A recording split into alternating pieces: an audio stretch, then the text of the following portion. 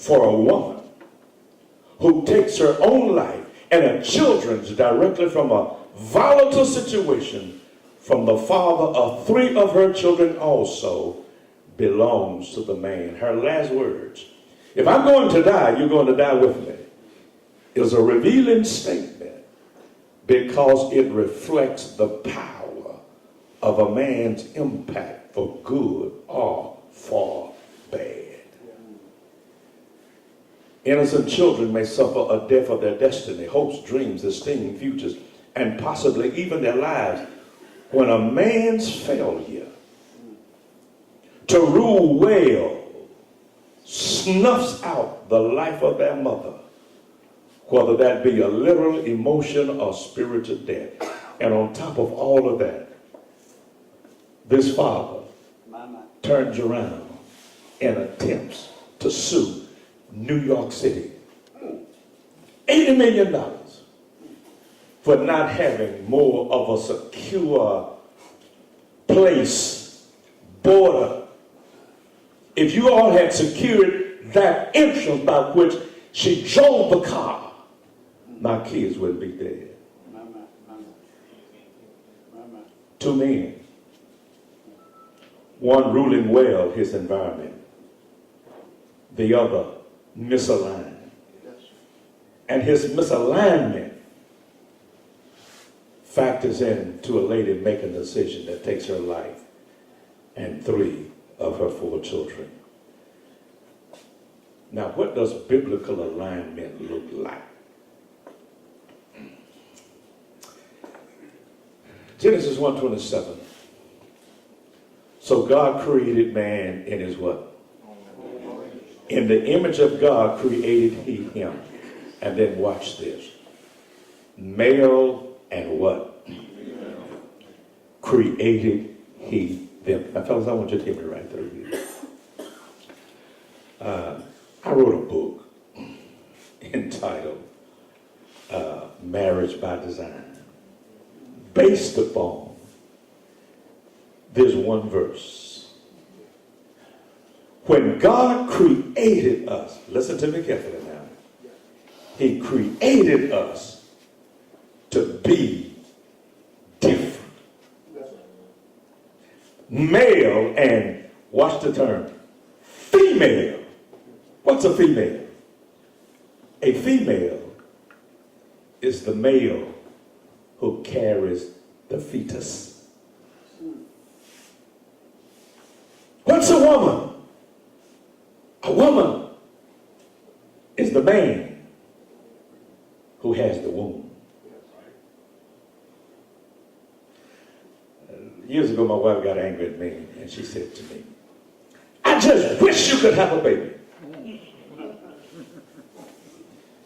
And I looked at her and said, you can get as mad as you want to. I can't.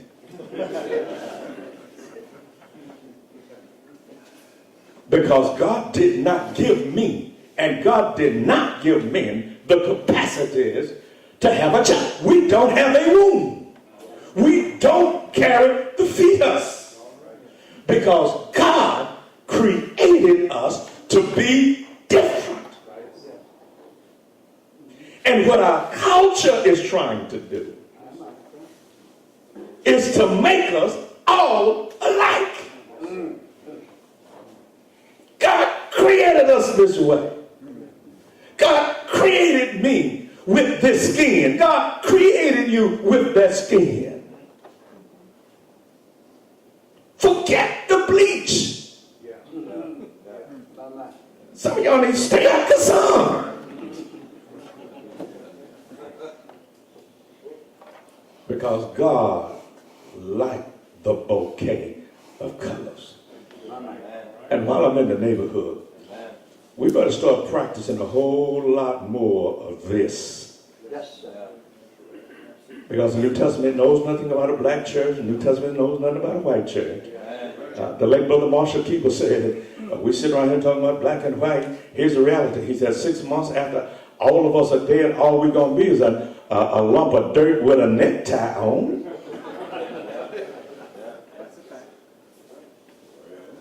We might better start practicing a lot more of this, folks. God made us to be different. And one of my biggest hurts with the last administration, and I love me some Mr. Obama, but because of political pressure, he gave in and started pushing a movement, and by virtue of his office gave legitimacy to a notion that two men can marry, that two women can marry, and it made love the basis. And I had to tell our church, what Mr. Obama does, what every president do, is they stand on the Capitol, they put their left hand on the Bible, they raise their right hand, and they swear allegiance to the Constitution of the United States of America. That's what they're supposed to do as president of the United States. I said, but listen, I swore allegiance to the authority of the Bible. I'm a biblicist. And it has nothing to do with politics, and it has nothing to do with the movement that is afloat. Now, folks, we ought to love everybody. Ain't no question about that. And we ought to accept folk. But we need to accept them on the basis of the authority of the Bible. And God says one man for one woman, watch this, for one lifetime. And y'all didn't say amen right through that. Now, why one man for one woman for one lifetime? Because it's going to take you a lifetime to learn that woman. At preach minister, I'm doing the best that I can. Because she sure enough going to change on you. Sometimes in mid-thought. But this is what you need to appreciate. God created her that way. God made her that. I'm going to show you in a minute. Men and women, my wife was saying, I sure wish you'd think like me. I can't. I'm sorry, I don't mean to scream, but I can't. And the reason I can't, because men and women don't even think out the same side of the brain. God made us different. And the world is always trying to homogenize us. God made you a male. And you and I ought to understand that. Now, well, what happens if two folk come into church and they want to get married? Well, what the law says, well, there's another law. And that's the law of God. And I told folk when Mr. Obama did that, he's president of the United States. He's not the pastor to the United States. And I've already made my decision. And if I need to go to jail for choosing not to marry two men or two women, y'all just come on down and bail a brother out, all right? Now, let me tell you why I bought the book, why I wrote the book. When 2008, Mr. Obama was senator from Illinois and decided to run for president, a scandal about his pastor had broken out, Jeremiah Wright, there in Chicago. And he was on tape, was quoting some racist kind of stuff, and the media was at Mr. Obama for what his preacher said. And I was trying to keep up with that controversy, and had started watching it on TV when my wife called me, and I missed the message, but she left it on my cell phone. And here was the message. She said, honey, I had a long day at school. She's an educator, school counselor. She retired a couple of years ago. And she said, I had a long day at school. Principal called the teachers, a meeting of the staff, and I got parent-teacher conferences. And she said, I don't feel well. She said, so on your way home, stop and get yourself something to eat. I didn't get the message until on the way home. when I accessed the message, she said, oh. She said to me, stop and do what? She said, stop and get what? Stop and get. Y'all ain't gonna help me with this thing up. What I'm trying to show you is we're different. We're different by design. She said, now y'all can be honest up in here tonight because they ain't here, so all right. All right. She said, stop and get.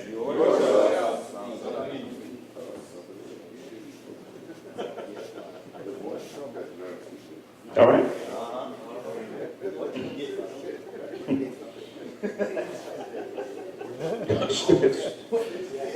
So guess what I did?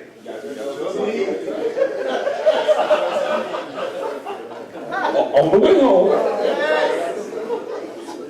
you know, there's a little restaurant, a little fast food place near our house called Crystal's. And so I stopped by Crystal's and went through the window. The lady said, "May I help you?" I said, "Yes." "Give me the number 4. And the number 4 is 4 little burgers, 4 little cheeseburgers, fried. And I said, I want a number 4. She said, "Would you like to supersize it?" I said, "Yeah." I said, "Supersize it." Now I'm going to get 5 cheeseburgers, large fry, and a large sweet tea. Paid, went home. Yeah, I got 3 sections to my house. Got a basement, main floor, and then the upstairs. And so I rush into the house. I turn the TV on.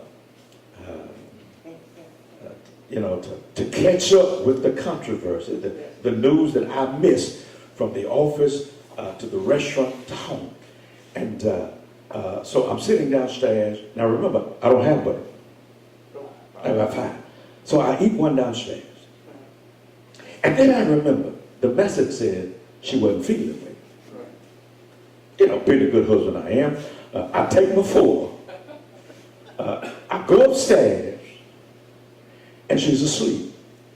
And I didn't want to bother. Her TV is always on channel 229, HGT TV. She's always watching that home garden stuff. Fixing up houses and repairing houses. But she has gone to sleep. And so I ease in the bed. And I started eating number 2.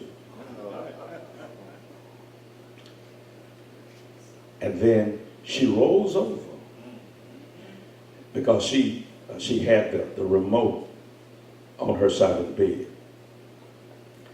And so when she rolls over, I'm not able to get the remote because, fellas, you do know the Bible says the remote belongs to the man.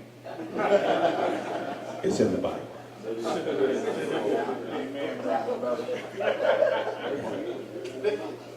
Yeah, it's in the Bible. It's in the Bible.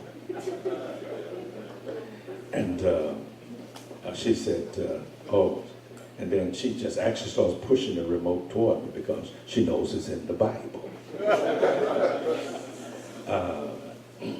Is it Ebenezer chapter 3, verse number 1?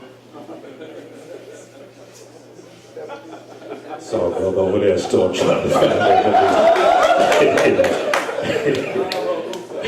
Ain't no book in the Bible and ain't no Ebenezer, all right?